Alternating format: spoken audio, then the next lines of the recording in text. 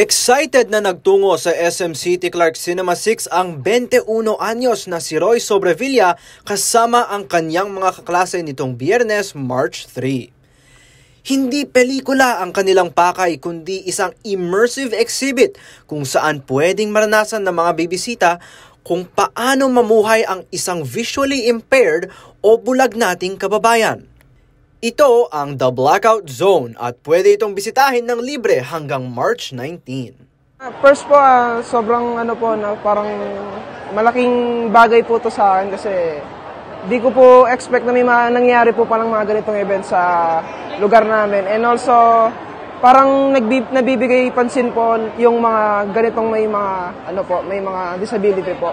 And bilang estudyante po, malaking bagay po to bilang experience na pwede ko pong ma-apply sa future ko, sa mga pwede ko pong maging work or pwede pong maging mga organization na masalihan ko po. Inorganisa ang nasabing exhibit ng SM Cares katuwang ang Mabalacat City College, National Council on Disability Affairs, Philippine Foundation for the Rehabilitation of the Disabled at Resources for the Blind Incorporated. Ayon kay Engineer Bien Mateo, Senior Vice President ng SM Supermalls at Program Director ng SM Cares, nais nilang magsulong ng empathy o pakikiisa sa mga visually impaired nating mga kababayan upang sila ay lubos umanong maintindihan. Itong pagkakataon na to, nagpo-focus tayo sa accessibility sa mga taong may visual impairment. No? So that's why ito ginagawa namin itong The Blackout Zone. Dito, ma-experience ng isang tao ng ilang minuto ang pagiging bulag. No? Sa pagpasok nila sa loob, no? Merong mga challenges habang naka-blindfold sila. So talagang maiintindihan nila and they will have a deeper understanding of the life of a person that is blind.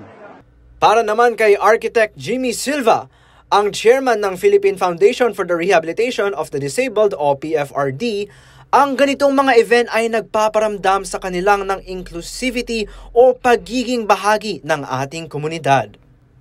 But ang importante dito is that you feel you are part of society, that you are included in what everybody is doing. So siguro mas matagal namin gawin, but we will be able to finish it the way you will finish it also. So ito ngayon, ang importante rin na nakikita natin dito is that it presents to the general public yung buhay ng isang may kapansanan sa paningin na kanyang araw-araw niyang ginagawa. Alam mo, ang hirap kasi pag you feel that you are alone, you know, and there are a lot of challenges in life. Ang The Blackout Zone ay nauna nang isinagawa sa Metro Manila at ito ang unang beses na dinala ito sa Central Luzon. Ako si Marco Galang, taga rito, kasama nyo para sa CLTV 36 News, atin to.